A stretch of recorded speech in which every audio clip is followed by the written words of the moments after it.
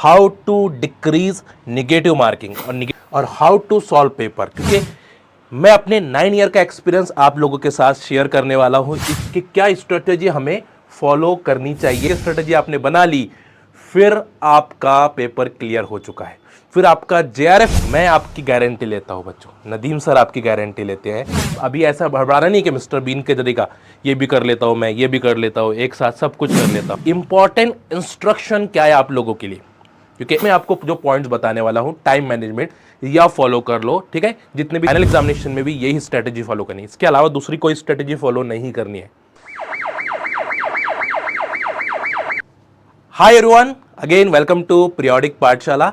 तो बच्चों, आज के इस सेशन के अंदर हम बात करेंगे how to decrease negative marking, और निगेटिव मार्किंग को हम कम से कम कैसे कर सकते हैं, और हाउ टू सॉल्व पेपर, क्योंकि मैं अपने 9 ईयर का एक्सपीरियंस आप लोगों के साथ शेयर करने वाला हूं इस एक छोटे से वीडियो के अंदर, जिसके अंदर मैं आपको स्ट्रेटेजी बताऊंगा जिससे आप बहुत ही कम निगेटिव करोगे। क्योंकि निगेटिव होती है सिली मिस्टेक, हर इंसान से होती है, बट अगर ज़्यादा सिली मिस्टेक हो गई तो हमारा पेपर हमसे छूट जाता है, ठीक है। तो मैं अपने 9 ईयर का एक्सपीरियंस शेयर करूंगा आप लोगों के साथ, क्योंकि मैंने इन 9 ईयर्स के अंदर बहुत सारे टॉपर्स के इंटरव्यूज़ लिए हैं, ठीक है। अभी भी हमने जस्ट, अगर आपने देखा होगा, कुछ मंथ पहले ही हमने इंटरव्यूज़ लिए थे आकाश का, जिसको 150.5 200 में से मिले थे, ठीक है। और ये AR30 आई थी, इनकी स्ट्रेटजी, और बहुत सारे जो यहाँ पे दिया था इनकी स्ट्रेटजी, बहुत सारे इंटरव्यूज जो हमने लिए हैं ऊपर, है ना, इनकी स्ट्रेटजी। तो सबकी स्ट्रेटजी हमने अभी जो लेटेस्ट में भी देखी है, और प्रीवियस में मैंने अपने एक्सपीरियंस के साथ मैं आपके साथ शेयर करूंगा कि क्या स्ट्रेटजी हमें फॉलो करनी चाहिए इन आने वाले एग्जामिनेशन के अंदर। क्योंकि ये जो लास्ट डेज होते हैं बच्चों, इन लास्ट डेज के अंदर हमें स्ट्रेटजी पे बहुत ज़्यादा फोकस करना पड़ता है। पढ़ तो लिया है हमने, बहुत कुछ पढ़ लिया है, बट पढ़ने से ज़्यादा अब एग्ज़ाम हॉल की स्ट्रेटेजी को ध्यान में रखना है।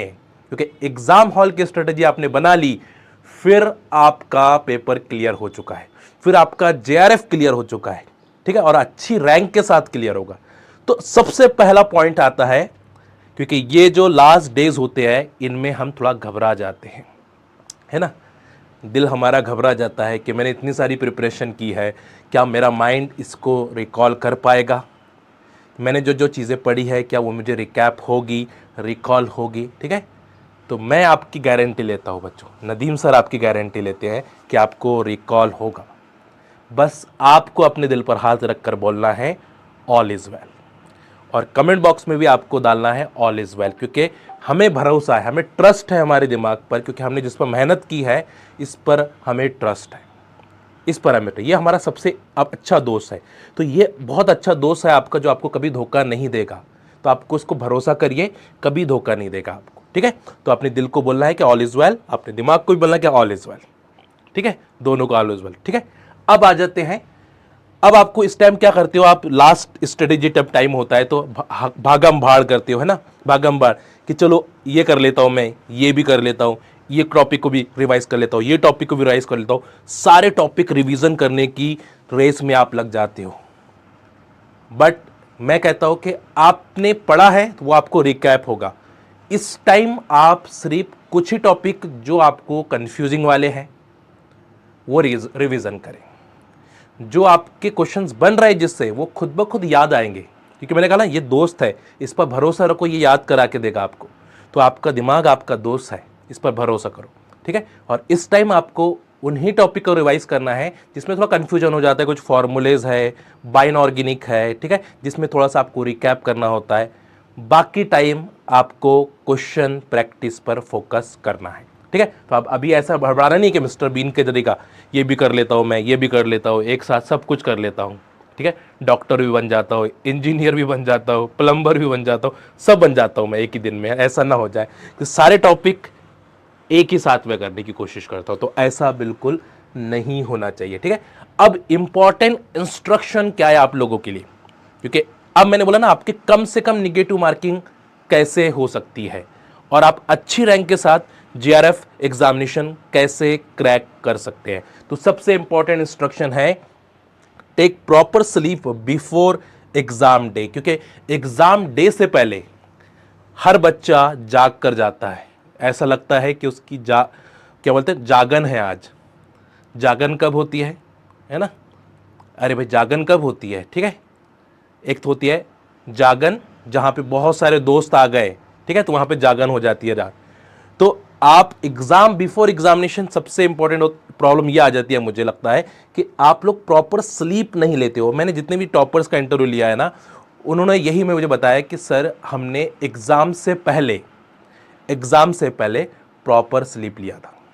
मुझे ये नहीं बोला कि हमने पूरा रिवाइज किया था। मुझे किसी टॉपर ने ये नहीं बोला कि हमने कंप्लीट रिवीजन करके गए थे। हमने सर लास्ट डेज में जो स्ट्रेटजी फॉलो करी है उससे हमें बहुत ज़्यादा फायदा हुआ है, जिसमें का पहली स्ट्रेटजी है कि उन्होंने प्रॉपर स्लीप लिया है ना। जैसे अभी कुछ डेज बाकी है आपके एग्जामिनेशन के लिए, तो आप अभी से हैबिट डालिए कि आपको 7 आवर्स डेली स्लीप लेनी है, ठीक है? अभी तक आप कम ले रहे थे, 5 आवर्स सो रहे थे, 6 आवर्स सो रहे थे, 7 आवर्स आपको, क्योंकि आपके माइंड को आपको स्टेबल करना है। इसको अब काम करना ज़्यादा है ना, क्योंकि अगर इससे अभी बहुत ज़्यादा काम कराओगे तो प्रॉब्लम हो जाएगी, थक जाएगा ये। अब मेन जो आपका ग्राउंड है उस पर किसको खिलाना है, तो अभी इसको थोड़ा क्या करना, रेस्ट भी देना पड़ेगा। तो आपको इसको रेस्ट देना पड़ेगा, भरोसा करना पड़ेगा। अभी तक आपने बहुत प्रैक्टिस करवा दी, इससे बहुत क्वेश्चन प्रैक्टिस करवाए, बहुत मॉक टेस्ट देने लगाए। अब इस पर भरोसा करिए कि ये आपको रिकैप करवा के देगा, ये आपको सोचकर आंसर करवा के देगा, ठीक है? तो भरोसा करिए, ठीक है? Reach exam centre at least 1 hour 30 minutes in advance, क्योंकि यहाँ से भी गलती होती है। अब जितनी भी मैंने बोला ना, जितने बच्चों को, बहुत सारे बच्चों से मैंने बात भी की जिनको कंप्लीट सिलेबस करके गए थे जिन्होंने, ठीक है, बट एग्जाम सेंटर पे आधा घंटा पहले जा गए और डर गए कि उनको उनका हॉल नहीं मिल रहा था, है ना? तो उस प्रेशर में इतना प्रेशराइज हो गए कि जब वो एग्जाम हॉल के अंदर पहुंचे तो उन्होंने फिर पेपर को भी गलत करना शुरू कर दिया, यानी आने वाले कॉन्सेप्ट को, क्योंकि वो घबरा गए। तो एग्जाम सेंटर पे पहले जाकर बैठो रिलैक्स माइंड से, मस्त खाओ पियो वहां पे जाकर, ठीक है, बट रिलैक्स माइंड से। तो एग्जाम सेंटर के ऊपर आपको कम से कम 1.5 घंटा 1 आवर्स 30 मिनट्स एडवांस में जाकर बैठना है।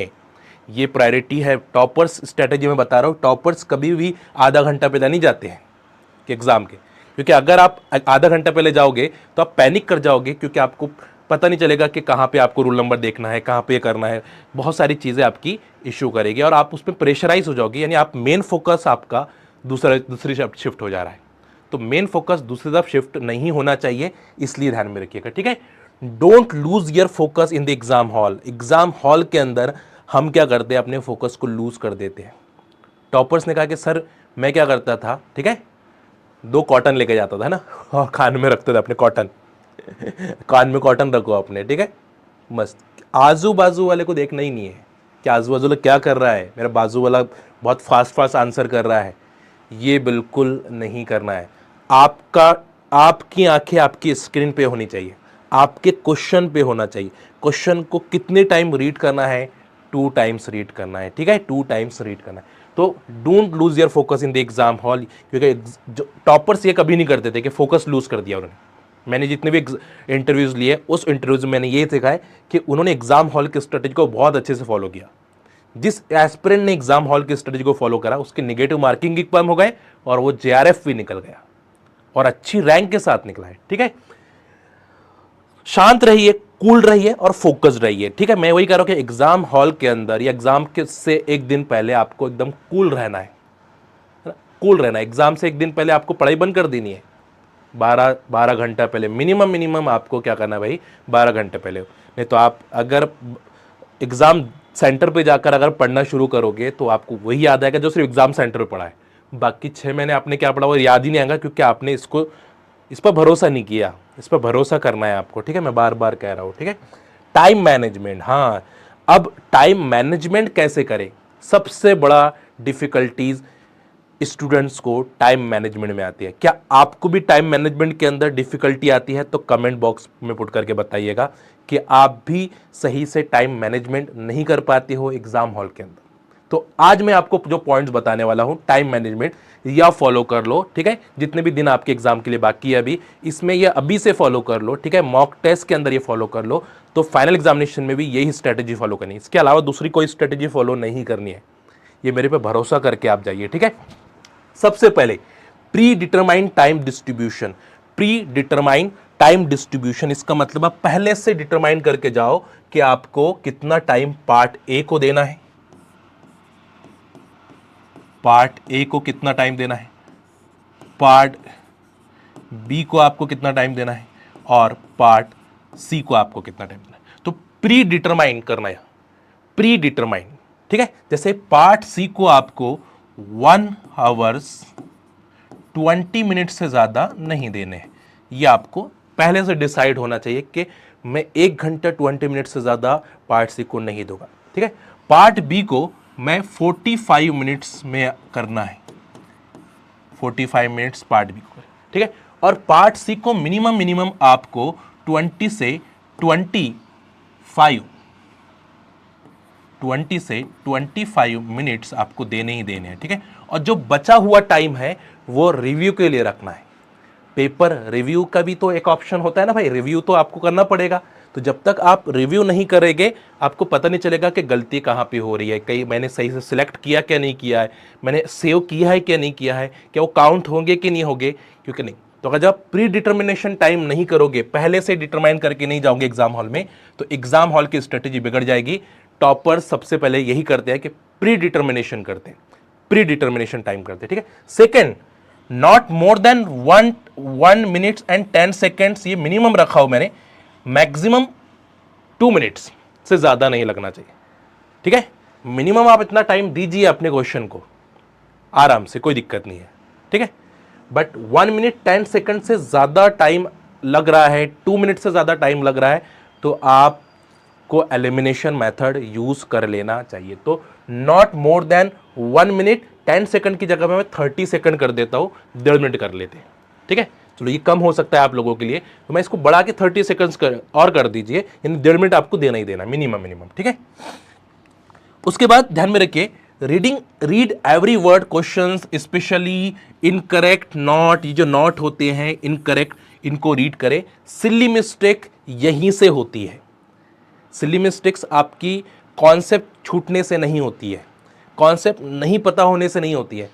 आपके 4 से 5 क्वेश्चंस हर एग्जाम देखा ना आपने अगर आप रिपीटर्स हो तो मुझे ज़रूर कमेंट करके बताना कि आपके साथ ये हुआ था क्या, कि इनकरेक्ट की जगह आपने करेक्ट पढ़ लिया था या करेक्ट की जगह पे इनकरेक्ट पढ़ लिया था और आपका मार्क्स चले गए। तो कमेंट बॉक्स में मुझे पुट करिएगा ज़रूर कि आपके साथ ये होता है, क्योंकि बहुत सारे स्टूडेंट्स मैंने देखा है, जब भी मैं इंटरव्यू लेता हूँ तो सर हमने इनकरेक्ट की जगह करेक्ट कर लिया था, काश मैं 2 क्वेश्चन और राइट करता तो मेरी रैंक और अच्छी आती थी। टॉपर से ये भी सीखा है कि मैंने रीड नहीं किया था 2 क्वेश्चन को, काश वो 2 क्वेश्चन रीड करता तो मेरे 10 मार्क्स बढ़ जाते थे और आज मेरी रैंक और अच्छी आ जाती, ठीक है। तो ये जरूर लगे। रूल्स नंबर 4 की तरफ आते हैं। टिक ऑल क्वेश्चंस यूर श्योर, है ना, पहले ही टिक कर दो फर्स्ट रीडिंग के अंदर, अगर वो श्योर है तो। आप अगर उस पर श्योर हो तो आपको पहले टिक पर क्लिक कर देना है, सेव कर लेना है, आप वेट नहीं करना, रिव्यू में नहीं डालना है, ठीक है। और डाउटफुल जो है उसको रिव्यू में डालना, जो डाउटफुल है, और डाउटफुल को रिव्यू में डालना जब भी है जब वो 60-40% में आते हैं, यानी 60% आपको लग रहा है, 40% आपको नहीं लग रहा है, तो रिव्यू में डालिए, रिव्यू में। 50-50 वाले को ही मत डालो, मैं तो बोल रहा हूँ आपको 60 यानी ज्यादा लग रहा है, 50 से ज्यादा लग रहा है, यानी 50-50 नहीं लगना चाहिए, मेरा सिंपल फंडा है। आपका अगर 50 से ऊपर आपको आपका माइंड कह रहा है कि नहीं हो सकता है करेक्ट है, तो आप रिव्यू में डालो, ठीक है, रिव्यू में डालो। तो टॉपर्स भी यही करते हैं कि जिनको 60 से ज्यादा, 50 से ज्यादा लगता है, 60%, 70%, 80% लगा राइट है, 20% मुझे रॉन्ग लग रहा है, तो चलो रिव्यू में डाल दो, तो लास्ट में उसको रिव्यू करूंगा, जो मैं आपको बताया था स्टार्टिंग में कि टाइम हम निकाल रहे हैं रिव्यू क्वेश्चंस के लिए। एंड रूल्स नंबर 5 आपका है, लास्ट 30 मिनट्स आपको रखना है रिव्यू के लिए और डाउटफुल क्वेश्चंस के लिए, क्योंकि डाउटफुल क्वेश्चन होंगे, 100% हो गए डाउटफुल क्वेश्चंस, तो उसके लिए आपको अपना टाइम निकाल के रखना है रिव्यू के लिए, ठीक है। तो 2.5 घंटे में आपको सॉल्व करना है और 30 से 25 मिनट्स आपको मिनिमम रिव्यू के लिए निकाल के रखने हैं। अब ये जो मैं आपको बताया इतनी सारी चीजें, आपको ये क्या करेंगी, प्रैक्टिस। इसलिए पीरियोडिक पाठशाला नदीम सर की सारी टीम आप लोगों के साथ हमेशा खड़ी रहेंगी, ठीक है, हमेशा खड़ी रहेगी। तो आप लोगों के लिए हमने फ्री मॉक टेस्ट रखे हैं पीरियोडिक पाठशाला ऐप के ऊपर, pre net examination 1, pre net examination 2, pre net examination 3, pre net examination 4, उस सब का एक्सेस आपको मिलेगा, ठीक है। साथ साथ में उसका डिस्कशन भी आपको मिलेगा, ठीक है, ऐप के अंदर। तो पीरियोडिक पाठशाला ऐप में जाना है, फ्री कोर्स के अंदर जाना है, फ्री कोर्स में आपको मिल जाएगा प्री नेट का ऑप्शन, है ना, प्री नेट एग्जाम्स का ऑप्शन, और इस प्री नेट एग्जाम्स के अंदर आपको 4 मॉक टेस्ट मिल जाएंगे। Mock test 1, mock test 2, mock test 3 और मॉक टेस्ट 4। अगर ये 4 आपने दे दिया और जिस स्ट्रेटजी के साथ अगर मैंने आपको बोला है अभी एग्जाम हॉल स्ट्रेटजी अप्लाई करके, गारंटी लेता हूं मैं गारंटी लेता हूं आपकी कि आपका रिजल्ट लग जाएगा। बट इसको दिमाग लगा के करिएगा कि हर क्वेश्चन आपको कॉन्सेप्चुअल डाला गया है यहाँ पे। तो पीरियोडिक पाठशाला और उसकी सारी टीम आप लोगों के साथ खड़ी है। नदीम सर हमेशा आप लोगों के साथ खड़े हैं बच्चों, ठीक है। जो भी डाउट्स आता है आप मुझे पूछ सकते हैं, ठीक है। हम फ्री में भी कंटेंट आपको प्रोवाइड करा रहे हैं, हमारी पेड बैचेस भी चल रही है, ठीक है। अब जो लोग बेसिक से प्रिपरेशन करना चाहते हैं, बेसिक से आना चाहते हैं हमारे साथ, हमारी टीम के साथ जुड़ना चाहते हैं, पीरियोडिक पाठशाला फैमिली में एंटर करना चाहते हैं, तो इस नंबर पे वो कनेक्ट कर सकते हैं, ठीक है। और हमारे ऐप के अंदर भी पेड कोर्सेस हैं, उसमें भी आप चेकआउट कर सकते हैं। क्वालिटी ऑफ कंटेंट होने वाला है, कंप्रोमाइज़ क्वालिटी में बिल्कुल नहीं किया जाएगा। तो जितनी भी चीज़ें आपको मिल रही है क्वालिटी, और वो आपको पता चलेगा इन मॉक टेस्ट से। इन मॉक टेस्ट में हमने किस टाइप के रेफरेंस बुक के क्वेश्चंस डाले हैं वो आपको हेल्प करने वाले हैं। बस ये जो मैंने आपको बताया इसको फॉलो करिए, टाइम मैनेजमेंट इस मॉक टेस्ट के साथ फॉलो करिए, ठीक है। इंपॉर्टेंट इंस्ट्रक्शन पहले आपको ये अप्लाई करते रहना है, और ये टाइम मैनेजमेंट रूल्स को आपको यहाँ पे अप्लाई करना है, ठीक है।